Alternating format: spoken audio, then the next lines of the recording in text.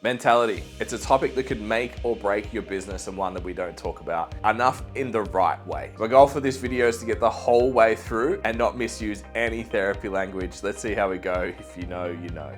We're going to unpack two mentalities in the video today, both of which are important for you to be successful as a personal trainer who runs a business. We're going to talk about the growth mentality and the ownership mentality. The number one factor that distinguishes between being smart and broke and being smart with a thriving business is your mentality. So let's start with the first one where we talk about growth mentality and its adversary, the fixed mentality. So the fixed mentality is characterized by the idea that our qualities and our abilities are fixed traits. We say things like, I'm an introvert, I'm not good at social media, I couldn't do that, it's different for you. All of that type of language that prevents us from actually having a go at things, learning and improving ourselves. People with a fixed mindset tend to avoid challenges, fear failure, and give up way too easily. On the other hand, the growth mindset, as presented by Carol Dweck in her book Mindset, suggests that success is a result of time and effort. That we can just apply ourselves, our resources, and we can learn and grow over time to be better in whatever area we want.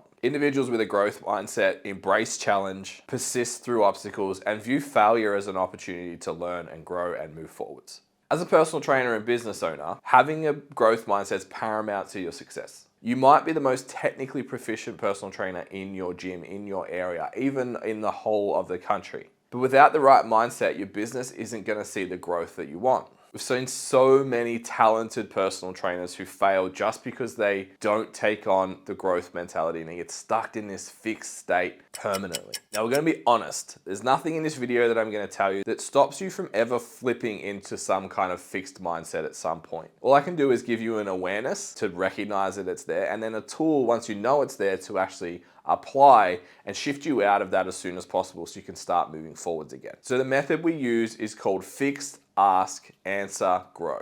So let's break it down. So first we want to identify that fixed language. So that's the first one, that's fixed. Notice when you're saying things that are putting barriers and restrictions and putting yourself in a box. Things like, I don't have enough time. I find social media really challenging.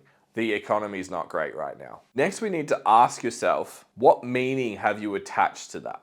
Usually the meaning is attached to some kind of fear or insecurity that you're hiding. You need to be honest with yourself and uncover the story you're telling yourself to keep yourself fixed. Once you've done that, you obviously need to consciously choose to step into a more growth-based mentality and identify just what that looks like and what that new thought pattern would be. So I mentioned the social media thing a couple of times in this video already. So let's use that as an example. The fixed line of, I'm just not good at social media. Logically, we know everyone sucked at social media when they started. We know everyone has trouble talking to a camera. Everyone has showing up on the daily. Everyone's has trouble with repetitive work over an extended period of time. But you probably weren't good at lifting weights either. You probably weren't good at programming. You weren't good at understanding nutrition. You weren't good at a lot of things that you were able to overcome to become good at them now, to call yourself a personal trainer. So it's really not a valid excuse to say, oh, I'm just not good at it. So we need to ask, why am I hiding from social media? What's preventing me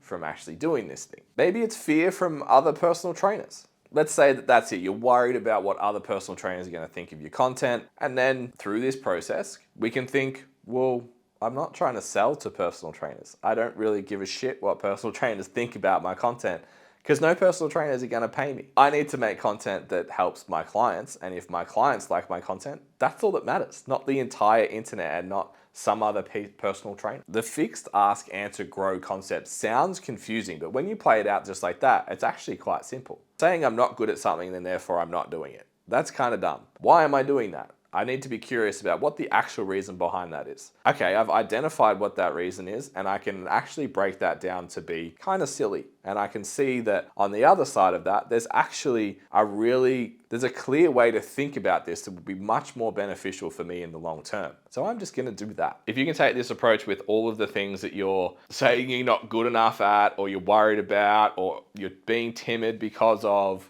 you really will make steps forward in your business. Now, there's generally two types of people, and that's why we talk about two different mentalities, because You generally are strong at one and weak at the other. I know when I was coming up as a personal trainer, I was quite good at the growth mindset. I was willing to have a go at absolutely anything. Even if I looked stupid, I didn't really care. My goal was to just expose myself to everything I could and get better at everything I could. The second mentality, however, ownership, not so much. I loved to blame the gym, the PT manager, the economy, the whatever else was happening for my own lack of success. So to make sure you don't fall into that same trap, let's unpack what we call the ownership mentality. Now, again, we have borrowed this from somebody else. Jocko Willink's book, Extreme Ownership, does a fantastic job of explaining this in depth, what ownership really means. In a business situation and as a personal trainer, you can think of it, really boil it down to one sentence. Whether it's your fault or not, it's still your responsibility. So as I record this video, we're on our umpteenth, 100th rate rise, inflation's still through the roof, and maybe things look a little bit tough from the outside economically. But there's still lots of personal trainers doing really well. So you can choose to blame the external circumstances, which are the economy and people's unwillingness to spend, or you can recognize some people are still spending money, some personal trainers are still doing well. What do I need to do to be one of those? Because it's not your fault that rates are going up or that the economy is unfavorable to discretionary spending right now. But it's still your responsibility to find our way to get clients, to put food on the table, and to keep your business growing. So a similar model to the growth, just slightly different. Instead of fixed, we looked at deflect. So it's deflect, ask, answer, own. So identify how you're deflecting your ownership. Then ask yourself, why is my ego stepping in here? Why am I not willing to take responsibility for what's in front of me? Be honest about your feelings and obviously avoid not taking responsibility. Keep cycling through that till you get to a place where something is that you can control, execute, or change. Finally, once you've done all that, we make a conscious choice to end that behavior. So here's an example, and one that triggers me hard on social media is people posting about how their prospects spend their money on everything but them. It's the dinners are $200, iPhone's $1,500, bag of Coke is $200, personal training too expensive. It's like you just look so, I wish I had a better word for it, but pathetic. Nike doesn't put out marketing that they're sad you spent your money on Adidas and then that Adidas isn't as good as Nike.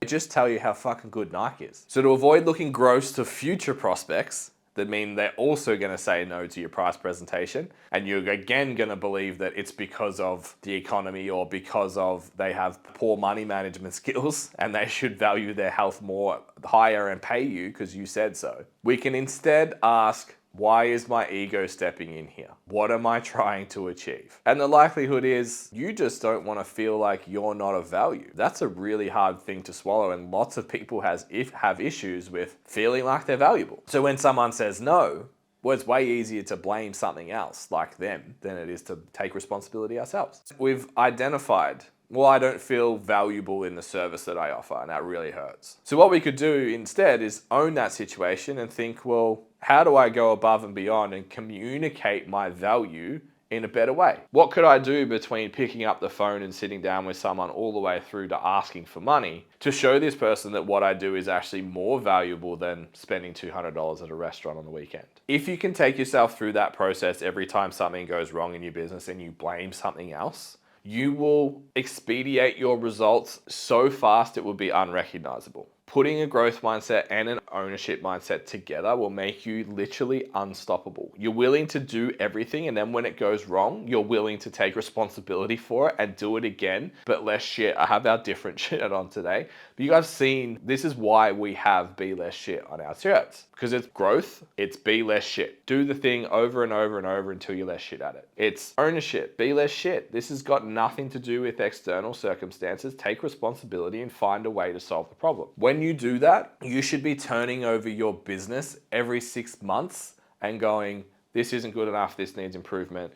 I'm ducking here. And you'll see unrecognizable growth when you turn around every 6 months for the rest of your career. just by having these processes in place, making yourself aware of the mentality that you're in, asking why you're allowing yourself to fall into that, being rational about it and finding a better way to look at it, and then applying a conscious thought that takes you in the direction that you want to go. So this is just part one, or this is just video one of our 5-pillar series that's going to be coming out over the next few weeks. So make sure you're subscribed, because this is self. We've still got service, systems, sales, and skills to come over the next 5 weeks. To go with this YouTube series, we've also made our business scorecard. So what we find is a lot of personal trainers don't really have anything to compare their business to. Maybe it's other trainers in the gym floor who are also doing shit, or the highlight reel of people on the internet. And we don't see what actually matters to make a personal training business grow and what you can just mold and continue to do well. The link for that is in the description. And when you go through that link and go through the quiz, we're actually going to send you a 10-page free resource that points you in directions for every single pillar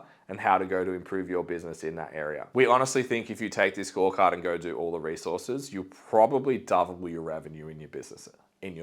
So before you hit that link, like I said, hit the subscribe button, like, and even just share this video with a personal trainer that you know. Maybe it's a cheeky stab that, hey, I can see that you have a fixed or a deflective mindset and this might help you. Or maybe it's just because you saw some value in it and you think that it could really help them. Helps us get the message out, and we can make this entire industry a better place to be and be more respected from our prospects, more respected by our peers, and just all in all have a better time. Hope you enjoyed the video. We'll see you next time for systems.